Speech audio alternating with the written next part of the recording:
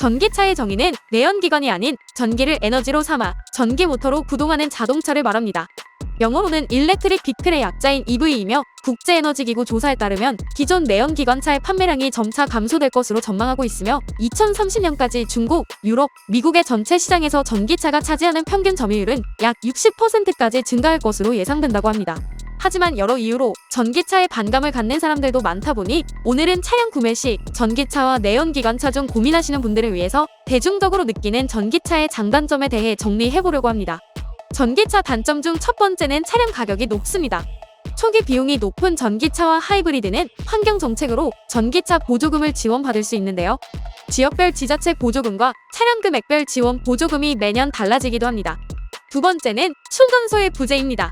주유소에 비해 턱없이 부족하지만 요즘엔 아파트 단지나 백화점, 관광지 등 곳곳에 설치된 충전소를 많이 접하실 수 있습니다. 세 번째는 충전 시간이 길다 보니 장거리 운행을 자주 하신다면 불편을 느끼실 겁니다.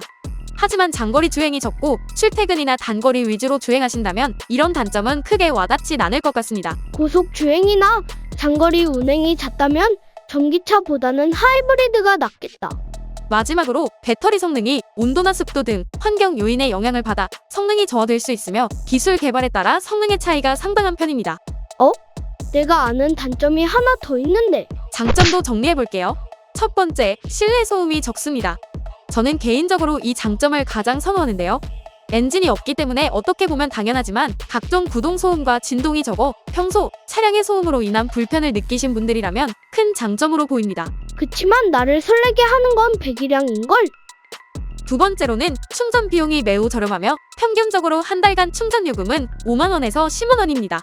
주행거리에 따른 차이는 발생하겠지만 내연기관차에 비해 확실한 차이를 보이고 있습니다. 마지막으로 전기차는 엔진과 미션이 없고 배터리와 모터로 구동되는 방식으로 엔진 오일이나 미션 오일 등 각종 오일 교체 비용이 들지 않습니다.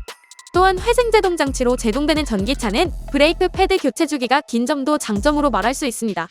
비슷한 차종으로 하이브리드는 내연기관 엔진과 전기 모터를 결합하여 동력을 얻는 방식으로 엔진과 모터를 적절하게 조합하여 연료 효율을 높입니다. 내연기관차보다 연비가 뛰어나 연료비를 절감할 수 있습니다.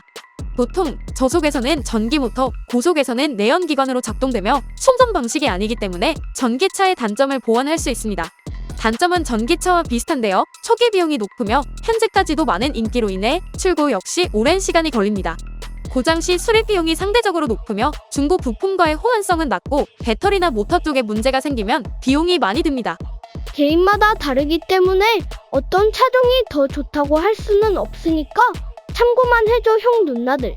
국내 출시되는 전기 차량 중 대표적으로 아이오닉, 니로, 코나, 기아 EV 시리즈 등이 있고 최근에는 EV9이나 GV60, 포란도와 같은 SUV 차종에서도 출시되고 있으며 트럭은 포터, 경차는 캐스퍼 등 여러 차종에서도 다양하게 출시되고 있습니다. 그래, 전기차는 테슬라. 오늘 설명드린 내용이 부족해 이해가 어려우셨거나 합리적인 구매 상담을 원하신다면 16년 경력의 전문적인 노하우로 도와드리겠습니다. 이미 구매하신 분들도 궁금하신 점이나 해결이 어려운 사연이 있으신 분들 모두 언제든지 연락주세요.